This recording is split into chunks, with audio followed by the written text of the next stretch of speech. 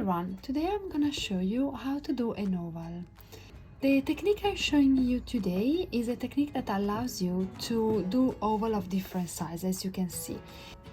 The basis of the oval is always a chain, and we work around that. If you do a short chain, you will have a shape more similar to the circle. If you have a longer chain, you will have a shape more similar to an oval. The size will change also, of course, depending on the yarn you decide to use. For example, these two ovals are absolutely the same pattern, but we use two different yarns, one thick and one less, so you can see the difference in size. And these one are the same pattern, but again, bigger yarn, bigger oval. The tip and tricks I'm going to show you today to do the perfect oval and the perfect size you need is using stitch markers. So basically what we will do will be doing the foundation chain, work around the chain, and then work around the stitches we just did. But the stitch in the middle of the oval will never change as a number, but what will increase will be always this part. An oval is the base for different projects. It could be a bag or it could be a basket like this one. So you can see there is an oval as a basis, and you can insert your hooks, your makeup, and etc. So when you have the basis of the oval, you can do any project you want. Let's get started.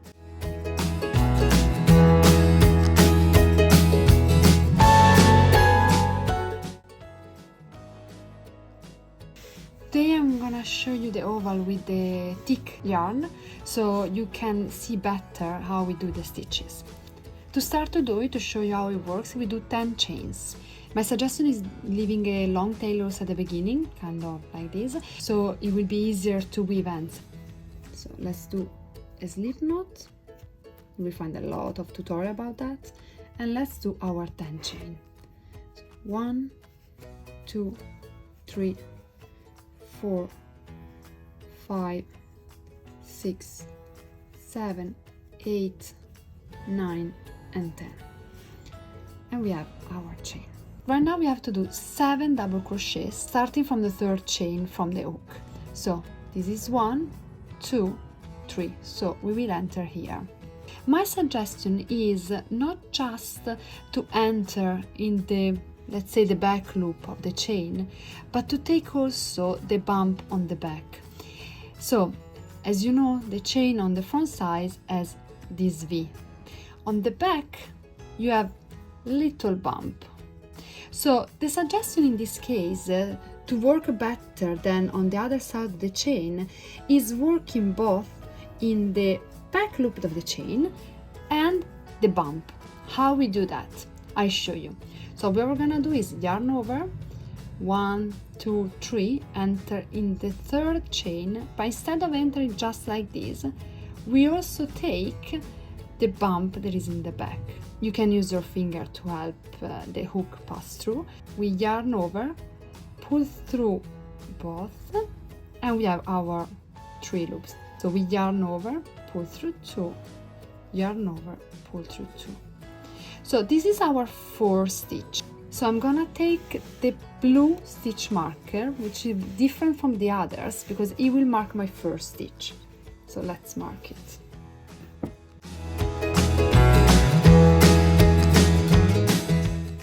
So I said we have to do 7 double crochet. So we just did 1, we are gonna do the other 6. Always trying to take also the back part of the chain. You will see better later, but already now you can see that when you use this technique to take the bump as well, this part is more visible. But I will show you better later when we go around the chain. So let's go ahead. Now we are doing the 7th double crochet. Now in the last stitch we are gonna do 6 double crochet, which means that we will work basically around this. I show you. In the last stitch we are not gonna take also the back because it's too complicated and too close to the slip knot, so we are gonna just do in the chain just 6 double crochet. chains, we are gonna mark this first of the 6th double crochet. You will understand better later, but it's important to understand now every time we will do the corners, we are gonna mark them. So let's gonna mark the first of the 6th double crochet I'm doing in the last chain. So we did 1.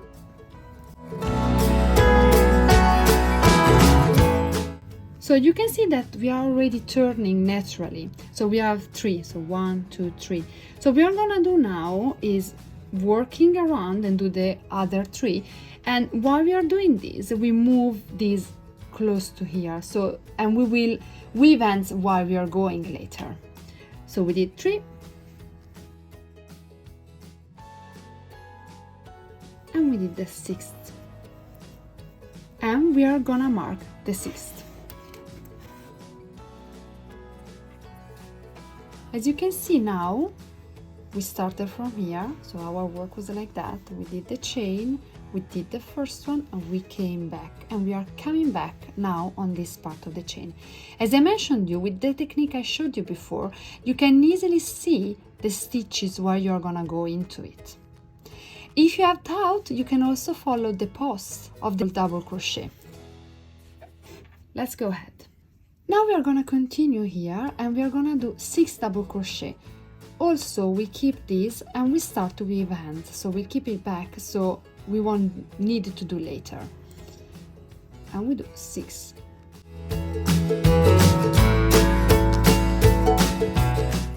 Now we are gonna do 5 stitches in the last stitch. How we can recognize that? If you don't see really well this part, you will see that we mark the first stitch, which is this one, so this post.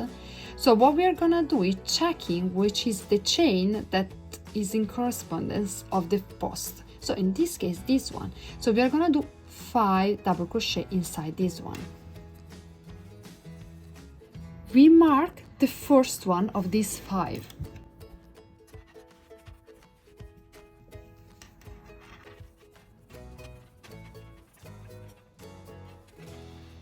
So now you're finished the first round. So what we are gonna do now is a slip stitch to join on the first stitch. How we can recognize the first stitch? We marked it. So we take out the stitch marker and we are gonna do a slip stitch here. To make you sure that you won't confuse the slip stitch with other stitches, just do this. It will reduce the side of the slip stitch. Now let's open this and I want to show you something. So this is our first part of the oval. What I wanted to show you is how you can create an oval of every size. So for example, this one is made of 20 chain at the beginning, but we still have an oval. So how it works, this technique? So as I mentioned before, the increase has only basically on the sides. It will become bigger, of course, but it will be always on the side. So in the center, we have the same number. So what you're gonna do when you're having a different size, that you don't have 10 chain, but you have maybe 15, what you're gonna do is the first row will always be with this increase on the opposite side. So will always be 6 double crochet in the sides. And the counting of the double crochet you have to do in the between the two sides is connected with the number of your initial chain. Now, to help you understand how it will work with the increases, I put the stitch marker. So even if you're doing a different initial chain, you will understand how to work and how to create your size. Let's start the second row. So in the second row, we are gonna take the crochet back and we are gonna work in the same stitch we just worked the slip stitch. So the first thing we are gonna do is, since it's like turning, it's like starting a new row, we are gonna do 2 chains, 1 and 2. These chains that we do at the beginning don't count as a stitch. So what we are gonna do now is 2 double crochet in the first stitch. So the same we use the slip stitch. So what happened now with the stitch marker is this. We are gonna mark the first stitch with the blue.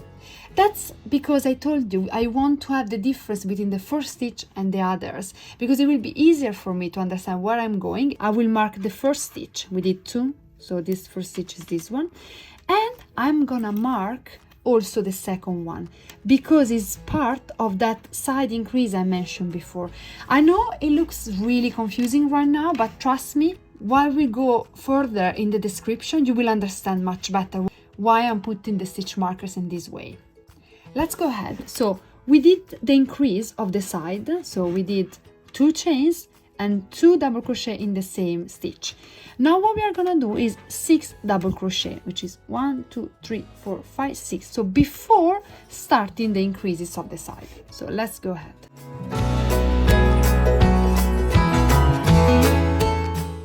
Now that we arrive here on the side, what we are gonna do is increase in each stitch. So we are gonna do 2 double crochet in each of the 6 next stitches. So we are gonna do 12 double crochets. So let's take out the stitch marker and we go 1. So we put back the stitch marker at the first stitch of the increase side, and we're going to do the second one, the second stitch. Now we do 3, 4, and we go ahead like this until we reach the next stitch marker.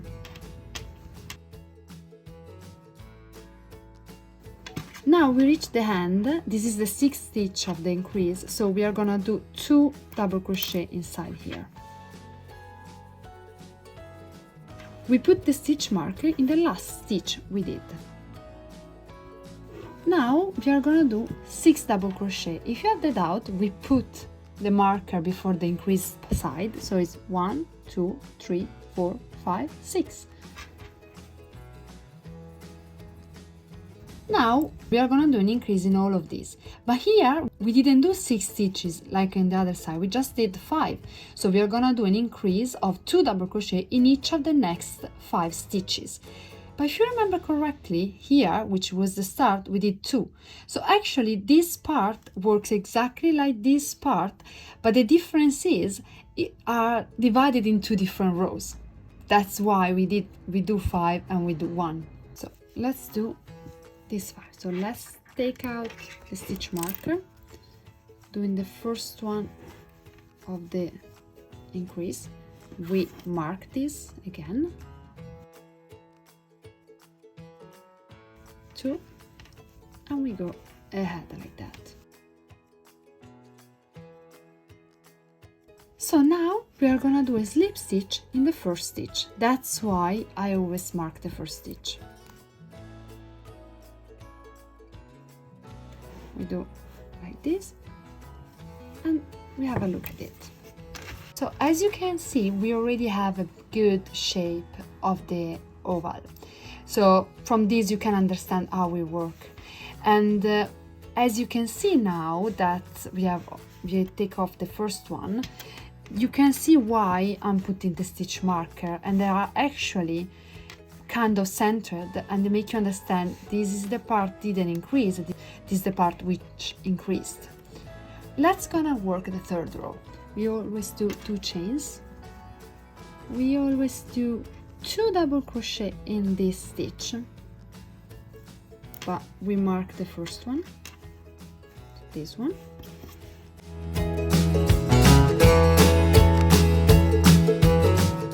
And now here we are gonna do just 1 double crochet,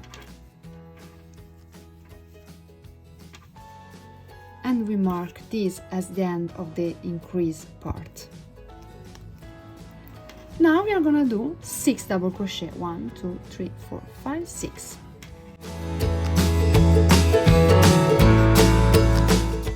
Okay, we are again in the increase part. So for this third row, we are gonna do 1 increase, so 2 double crochet in this stitch, and 1 double crochet. And we do that for 6 times because we have 12 stitches from the previous row. So again, what we are gonna do is take out the stitch marker. We are gonna do the first double crochet, we put the stitch marker back, do the second one in the same stitch, and the third one by itself. So the next one will be again 2 double crochet in the same stitch, and just 1 double crochet in the next one, and we go ahead until we reach this stitch marker. So when we are across the stitch marker, as the pattern says, we have to increase 2 double crochet here and 1 double crochet in the end. So that's what we are gonna do. So 2 double crochet in this stitch and 1 in the one where the stitch marker is. So we take out the stitch marker, we do 1, and we put the stitch marker back. Now we are gonna do 6 double crochet. 1, 2, 3, 4, 5, 6. Now again we are gonna do the same kind of increase we did for this side. So it will be 2 double crochet in the first stitch, a double crochet in the next one. This time it will be for 5 times because we already did the first one at the beginning of the row. So let's take out the stitch marker, first of 2, and we put stitch marker back. I know that putting the stitch marker off and on, it can be annoying, but trust me, it really helps, because now we are counting because I'm showing you. But when you work by yourself, you don't actually need to count that much if you have the stitch marker on. Again, now we are gonna do the slip stitch in the first stitch, pull it, and we are gonna start the 4th row. Will be very easy like we did now. So the only thing it changed, as you can see, is just how you increase. So how the increase works is at the beginning we have an increase in each stitches, so 2 double crochet in 6 stitches. In the second increase we have 2 double crochet and 1 double crochet, so 1 increase and 1 double. In the next one we are gonna do that I'm not gonna show you, but you can understand the pattern, and the pattern anyway is written in the description. In the first stitch we will have 2 double crochet, and then we have 2 double crochet individual in the next 2 stitches. If you want to do another row, you will have 2 double crochet in the same stitch, so 1 increase plus 3 double crochet. What you can do also, now that we reach this size, you can do also single crochet, because now the difficult part of the big increase is already done. So for example, what I did in this was doing 3 rows of double crochet, and then I started with the single crochet. So I hope you enjoyed this video, and if you enjoyed it, I would like to ask you to put a like and maybe to subscribe my channel. Have a nice day!